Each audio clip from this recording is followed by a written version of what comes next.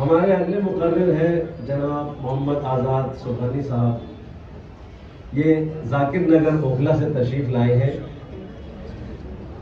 Human سولیڈری foundation سے ان کا تعلق ہے اور اس کے تحت ایک کلینک اوکھلا میں چل رہا ہے جس کا نام ہے میزان چیریٹیبل کلینک. ماشاءاللہ علی گڑھ سے +2 کیا ہے، اس کے بعد دہلی یونیورسٹی سے BCom اور جامعہ ملیہ اسلامیہ سے فرینچ لینگویج میں بھی سند حاصل کی ہے. موناڈ یونیورسٹی سے اسلامک بینکنگ میں MBA جو غازی آباد میں واقع ہے اس سے کیا ہے. اسی کے ساتھ میں اپنے اگلے مہمان محمد آزاد سبحانی صاحب سے درخواست کرتا ہوں کہ وہ ڈائس پر تشریف لائیں اور اپنے خیالات کا اظہار فرمائیں. جناب آزاد سبحانی صاحب. السلام علیکم ورحمۃ اللہ وبرکاتہ. احمد و صلی علی رسول کریم. اما بعد اعوذ باللہ من الشیطان الرجیم. بسم اللہ الرحمن الرحیم. سب سے پہلے یہاں جتنے بھی مہمان خصوصی ہیں اور دیگر جو مہمان آئے ہیں اور جو ہماری مائیں بہنیں آئی ہیں سب کا بہت بہت شکریہ. اللہ آپ کو جزائے خیر دے کہ ایک فکر، قوم کی فکر کے ساتھ، ملت کی فکر کے ساتھ اتنی سردی میں بھی آپ لوگ یہاں تشریف لائے ہیں. دوسری بات یہ ہے کہ میں اپنی بات شروع کروں اس سے پہلے انہوں نے میرے بارے میں جو بھی بتایا وہ بس مختصر سا تعارف تھا اور وہی تعارف ہے. اصل میں ہماری جو NGO کی ڈائریکٹر ہیں ڈاکٹر اقصیٰ شیخ صاحبہ، انہیں تشریف لانا تھا لیکن ان کی صحت کو لے کر کے اور کوئی عذر تھا تو انہوں نے معذرت کیا اور مجھے بھیجا ہے. آپ ڈاکٹر صاحبہ جو ہیں وہ جامعہ ہمدرد میڈیکل کالج میں آپ ٹیچر ہیں، ایسوسیٹ پروفیسر ہیں. آپ MBBS کے اور MD کے بچوں کو، MS کے بچوں کو تعلیم دیتی ہیں کمیونٹی میڈیسن کی. بہرحال آج کا جو عنوان ہے وہ اسلام میں تعلیم کی کیا حیثیت ہے، کیا حکم ہے، ہم اس پہ بات کریں گے. اس سے پہلے جتنے بھی یہاں لوگ تشریف لائے تھے انہوں نے اپنی علم کی روشنی میں اور تجربے کی روشنی میں بہت ساری باتیں کریں. تو سب سے پہلے ہم یہ جانیں کہ اسلام میں جو تعلیم ہے وہ ایجوکیشن، دینی تعلیم ہو یا دنیاوی تعلیم ہو یا نافع علم ہو، اس کے حوالے سے یہ سب ایک ساتھ ہے. اس کی اہمیت، فضیلت کیا ہے.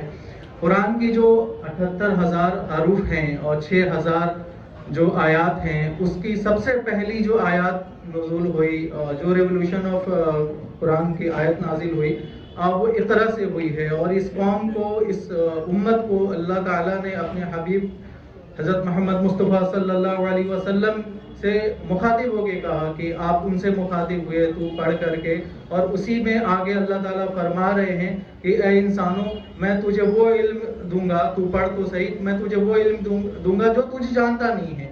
ایک بچہ اپنے ماں کے رحم سے جب باہر نکل کر آتا ہے اسے اس دنیا کے بارے میں کوئی علم نہیں ہوتا، اور ماں باپ جو ہے اسے سب سے پہلا لفظ اللہ سکھاتے ہیں، یا بچہ بھی جو ہے اپنے گھر کے ماحول کو دیکھتے ہوئے یا جو بھی لینگویج ہوتی ہے گھر کی، جو بول چال کی بھاشا ہوتی ہے اس کو دیکھ کر سن کر وہ گھر میں تربیت یافتہ ہوتا ہے، اسی لینگویج میں وہ بولنا سیکھنا شروع کرتا ہے. تو وہی ہے کہ جب دنیا میں آ جاتا ہے انسان تو اس کے اوپر یہ ماں باپ کی ذمہ داری ہوتی ہے کہ وہ اپنے بچوں کو بہتر سے بہتر تعلیم دیں. اس کے بعد جو ہے اللہ تعالیٰ نے ہمیں ایک دعا بھی بتائی ہے قرآن میں کہ ربی زدنی علما، کہ ہم اللہ سے یہ دعا کرتے ہیں اللہ مجھ سے ہمیں زیادہ سے زیادہ علم عطا فرما، ہمیں اتنا علم سے سیراب کر دے جس سے ہم لوگوں کو فائدہ پہنچائیں. بہرحال قرآن کریم کے اندر بہت ساری آیات ہیں. دیکھیے میں کوئی عالم نہیں ہوں، نہ ہی میں مدرسے سے پڑھا ہوں، نہ ہی میرا بدنصیب انسانوں کی جو دینی تعلیم کے لیے یہ آپ میری جو شکل و صباحت دیکھ رہے ہیں یا جو بھی میرے لباس ہے، الحمدللہ میں اکثر ایسے ہی رہتا ہوں. آفس میں ایک ملازمت کرتا ہوں، باہر کی کمپنی ہے، 7 سال سے تقریباً جاب کر رہا ہوں. میرا ڈریس کوڈ تو چینج ہو جاتا ہے لیکن شکل و صباحت یہی رہتی ہے. اور میں ایک مثال دیتا ہوں اپنے اخلاق سے، اپنی شکل و صباحت سے کہ یہ ہماری تعلیمات ہیں. میں اور جو دوسرے قوم کے لوگ ہیں ان سے زیادہ ہمارے قوم کے بچے متاثر ہوتے ہیں اور وہ یہ کہتے ہیں صاحب آپ کیسے فیس کرتے ہیں ان کو، ایسے حالات میں، ملک کے حالات ایسے ہیں اور سفر کرتے ہوئے ہم نے کہا اللہ کی مدد اور نصرت ایسی ہے کہ میں اس کو بیان نہیں کر سکتا اس لباس میں اور اس جو نبی کی سنت میں. تو میں اپنے بھائیوں سے ان سے گزارش کروں گا کہ آپ جس ماحول سے بھی آئے ہوں اپنی نبی کی سنت کو اختیار کریے. میرے پاس بہت سارے ایسے واقعات ہیں کہ اس داڑھی میں اور اس لباس میں مجھے جو عزت ملی، اور جب یہ لوگ سنتے ہیں کہ جب میں نے کالج میں اور یونیورسٹی میں، دہلی یونیورسٹی کے ماحول کے بارے میں آپ واقف ہیں، وہاں میں جب پڑھتا تھا وہاں کے لوگ متاثر ہوتے تھے. کالج میں جب MBA کے دور میں تھا وہاں نماز کو لے کے بہت سارے ایسے دشواری آئی، الحمدللہ اللہ کی بہت مدد آئی، نصرت آئی. چونکہ ہمارے کالج میں سینٹرل افریقہ کے بچے ہوتے تھے اور کئی سارے ایسے ملک کے بھی بچے تھے، تو ان کو بھی نماز کی وہ ہوتی تھی، کیونکہ ہمارے اوپر نماز کی جو ہے متعین وقتوں کے ساتھ فرائضگی کا حکم ہے. بہرحال تو یہ چیز جو ہے گھر سے شروع ہوتا ہے، اور گھر کی ماحول اور تعلیم و تربیت بچوں کو جب ہم دینا شروع کرتے ہیں تو اس میں سب سے زیادہ ضروری چیز یہی ہوتی ہے. دوسری چیز ایک حدیث یہ ہے کہ علم حاصل کرنا ہر مرد عورت پہ فرض ہے. ابن ماجہ کی حدیث کا مفہوم ہے وہ یہ ہے کہ وہ علم سب ہے، آپ علم دین بھی ہے، علم دنیا کی علم بھی ہے. اب وہ آگے میں بتاؤں گا کہ دونوں علم کیوں ضروری ہے، کیونکہ علم دین آپ کو جو ہے ایمان، توحید اور عبادت ان سب چیزوں سے جوڑ کے رکھے گا، اور دنیا کے علم جو آپ کے کاروبار ہیں اور یہ جو بھی آپ کے وہ ہیں وکیل ہیں، ڈاکٹر ہیں، یا یہ جو دنیاوی علم ہے اس سے نسبت رکھتے ہیں. اور ایک حدیث میں آپ کو یہ اس کا مفہوم یہ بتاؤں کہ جب انسان دنیا سے رخصت ہو جاتا ہے تو اس کو اس کی جو بھی جسمانی عبادات ہیں وہ ختم ہو جاتی ہے، 3 چیزیں باقی رہتی ہیں. حدیث کا مفہوم یہ ہے کہ ایک تو صدقہ جاریہ یہ ہے کہ مرحومین کے نام پہ آپ نے کوئی ایسی چیز کری جو ان کو فائدہ پہنچ رہا ہے. دوسرا جو ہے نیک صالح اولاد جو ان کے لیے اصالہ ثواب کرے ان کے حق میں. تیسرا کہ وہ انہوں نے ایک ایسا علم سیکھا ہو اور اس سے لوگوں کو فائدہ پہنچایا ہو.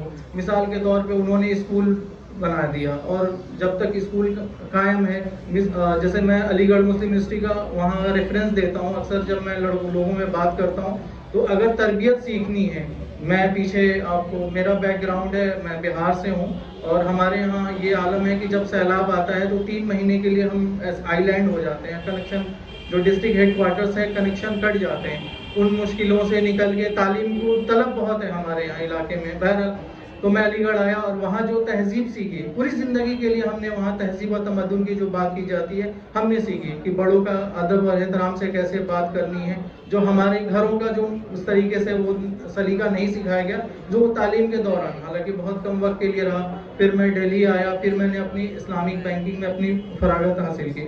بہرحال جو تیسری علم کی جو بات کر رہا تھا کہ وہ علم جو لوگوں کو فائدہ پہنچائے. آپ نے کتابیں لکھ دی ہیں، آپ مصنف ہیں، آپ نے دینی کتابیں لکھی ہیں، یا آپ نے جو ہے لائبریری قائم کر دی، اس سے آنے والی نسلوں کو فائدہ پہنچے گا تو اس کا بھی آپ کو ثواب پہنچتا رہتا ہے. ایک صحابی ہیں حضرت معاذ ابن جبل رضی اللہ تعالیٰ عنہ. اللہ کے نبی صلی اللہ علیہ وسلم نے فرمایا کہ قیامت کے دن میدان محاشر میں اور حشر کے میدان میں علماء کا جھنڈا جو ہے حضرت معاذ ابن جبل رضی اللہ تعالیٰ عنہ کے ہاتھ میں ہوگا، اور وہ ان کو علماء کا سردار بتایا.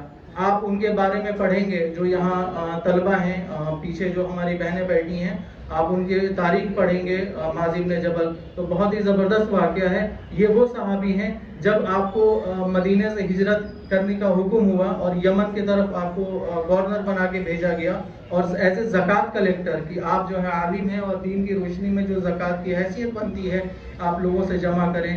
اللہ کے نبی صلی اللہ علیہ وسلم نے 3 میل لگ بھگ 9 ساڑھے 9 10 کلومیٹر تک سفر کیا ان کے ساتھ. آپ پہلے اور آخری صحابی ہیں جن کو ہجرت کرنے کے لیے آپ صلی اللہ علیہ وسلم جو ہے ان کے ساتھ مدینے سے باہر ان کو چھوڑنے گئے. معاذ ابن جبل رضی اللہ تعالیٰ عنہ، آپ اسلامی تاریخ میں علم کی روشنی کی بات کر رہا تھا میں، اسلامی تاریخ میں آپ پڑھیں گے تو لوگ اتنے متاثر ہیں چونکہ آپ عالم دین تھے بہت بڑے. آپ عراق میں ایک شریعہ لا ایک بہت بڑی یونیورسٹی ہے، موصل ایک شہر ہے عراق میں، ان کے نام سے کالج چلتا ہے. امریکہ کے میشیگن میں وہاں مسجدوں کے اندر لائبریری قائم ہے، معاذ ابن جبل لائبریری، اور دیگر مسلم ممالک میں اسکولز لائبریری چل رہی ہیں. ہم نے بھی اسی کا وہ نقل کرتے ہوئے اپنے ایک چھوٹی لائبریری قائم کی تھی مسجد میں، اس کا بھی نام معاذ ابن جبل لائبریری رکھا. تو یہاں جو بھی حضرات آئے ہیں ان سے درخواست کروں گا کہ اس لائبریری سے متاثر ہو کر کے آپ دیگر جگہ جو لائبریری قائم کرنے کی جو ہے اگر فکر کریں گے تو صحابی کے نام سے ضرور رکھیں گے انشاءاللہ. دوسری بات جو ہے میں یہ کہہ رہا تھا کہ جنگ بدر کا واقعہ آپ سیرت پڑھیں گے تو علم یہ ایجوکیشن کا امپورٹنس میں بتا رہا ہوں. اللہ کے نبی صلی اللہ علیہ وسلم جو بدر کے قیدی تھے, جو بدری قیدی تھے, مدینے کو بچوں کو حکم ہوا کہ آپ پڑھائیے انہیں.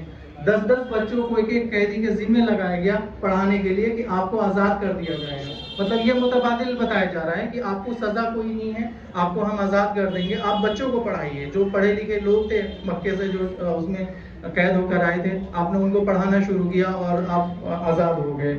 اور میں خاص طور سے جو ہے تعلیم نسواں کے اوپر بات کرنا چاہوں گا, چونکہ میں جس بیک گراؤنڈ سے ہوں, میں نے بتایا میں اپنی بہنوں کو لے کر کے گجرات میں گیا. وہاں کے دینی مدرسے ہیں, لڑکیوں کے اسکول کالج, وہاں سے ہم نے اپنی بہنوں کی فراغت کرائی. بہرحال آپ ایک ایسے شہر میں ہیں دلی میں, یہاں پہ تعلیم نسواں کافی اچھی تعلیم ہے, لڑکیوں کے کالج الگ ہیں, اسکولز الگ ہیں, کوئی ایجوکیشن نہیں ہے, بہت ساری چیزیں ہیں. تو تعلیم نسواں کو لے کر ایک جو ہمارے معاشرے میں اسٹیریو ٹائپ ہے, ٹیبو ہے کہ ہم اپنے بچوں کو بھی ہے اور بچیوں کو خاص طور سے ہم نہیں پڑھاتے. مثال کے طور پہ میری بہن بیمار ہوتی ہے یا میری اہلیہ, ہم لیڈیز ڈاکٹر ڈھونڈتے ہیں کہ گائنی لیڈیز مل جائے, ہمیں نرس لیڈیز مل جائے. تو یہ اس کا اثرات جو ہے نا مستقبل پہ یہ ہوتا ہے کہ ہم اپنی بہنوں کو اور اس طریقے کی چیزوں کو نہیں پڑھاتے ہیں. آپ اپنے گھر سے اپنی بہنوں کو اسکول بھیجیے, کالج بھیجیے, اب دینی تعلیم کے لیے بھیجیے, نہیں تو آنے والے دنوں میں جو ہے بہت مشکل ہو جائے گا. بچوں سے میرا طلب یہ ہے, جو یہاں نوجوان بچے اس مجلس میں آئے ہیں, آپ جو ہیں مسجدوں کے مقتدی ہیں, مستقبل کے مقتدی ہیں, آپ دین کے سرمایہ ہیں.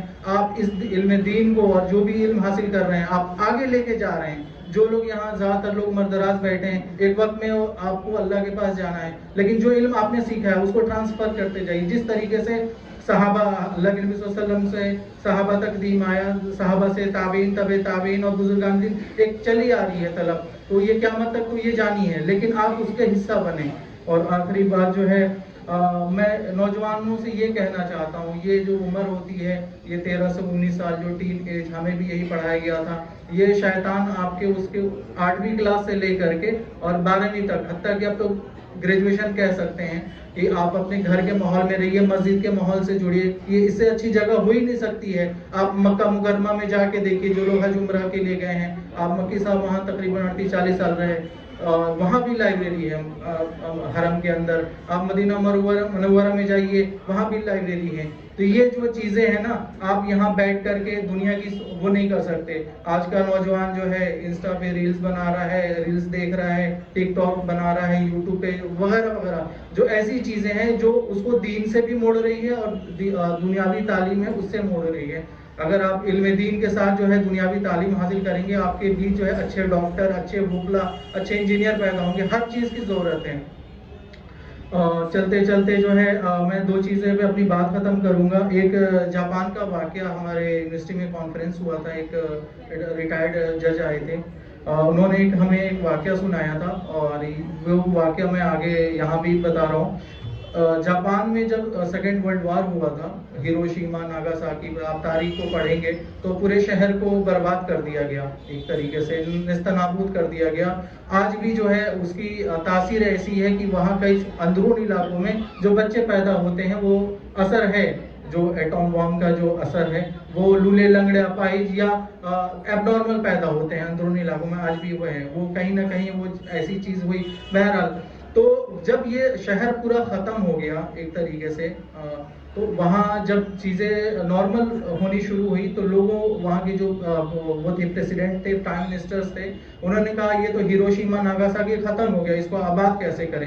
اور وہاں یونیورسٹیز بھی تھی, کالج بھی تھا, ساری چیزیں سب ختم ہو گئی, چونکہ کئی سارے استاد تھے, وہ ٹیچر تھے, سب زیرو سے ایک دم کہتے ہیں نا کہ اسٹارٹ فرام دی اسکریچ, وہاں سے انہوں نے شروع کیا.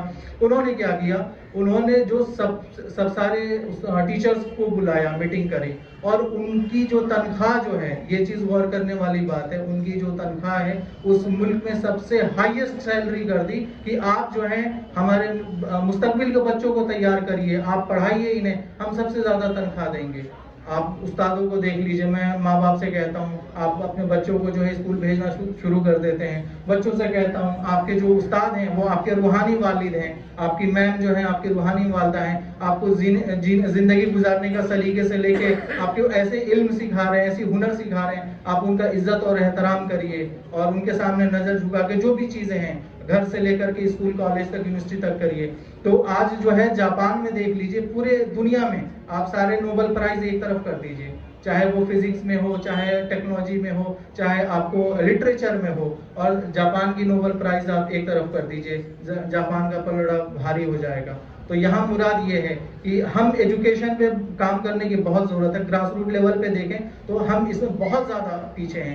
یہ ساری چیزیں ایک طرف ہے ایجوکیشن، آپ جیسے جیسے ایجوکیشن کے تعلق یہ ہے کہ اتنا علم تو حاصل کرو کہ تمہیں حرام حلال کی تمیز ہو جائے، تمہیں زندگی گزارنے کا سلیقہ اور طریقہ پتہ چل جائے، تمہیں جو اپنی ازدواجی زندگی کیسے گزارنی ہے، معاملات کیسے ہیں، ساری چیزیں اس میں، کاروبار آ گیا، سب چیزیں اسی تعلیم کے اس میں آ جاتا ہے۔ بہرحال آخری بات یہ ہے، ایک چائنیز محاورہ ہے، چائنیز پروورب ہے، وہ یہ ہے 3 لائن میں کہ اگر کسی کو 1 سال کا منافع کمانا ہو یا منافع دیکھنا ہو، فائدہ دیکھنا ہو، پروفٹ فار دی 1 ایئر، تو وہ دھان کی کھیتی کرے۔ دھان سے مراد یہ ہے پیڈی رائس، کہ وہ اگر 1 لگایا تو 10 دے گا، بہت اچھا منافع دیتا ہے۔ جو لوگ دھان کی کھیتی کرتے ہیں وہ ایک پھلی لگاتے ہیں، وہ ایک بوتے ہیں وہ، اور وہ اس میں کئی سارا دھان تیار ہوتا ہے۔ اگر تمہیں 1 ڈیکیڈ 10 سال کے بعد فائدہ اگر دیکھنا ہو تو پھلوں کا درخت لگاؤ۔ یہاں آم سے کہا گیا ہے کہ عموماً آم کا درخت جو ہے 10 سال میں تیار ہو جاتا ہے پھل دینے کے لیے، اور وہ 10 سال 15 سال 20 سال تک فائدہ دیتا ہے۔ اگر تمہیں 100 سال کا فائدہ دیکھنا ہو، 100 ایئر سینچوری کا، تو تم کسی کو پڑھاؤ، لکھاؤ، اسے تعلیم یافتہ کرو۔ میں اپنی بات یہی ختم کر رہا ہوں۔ وآخر دعوانا والحمدللہ۔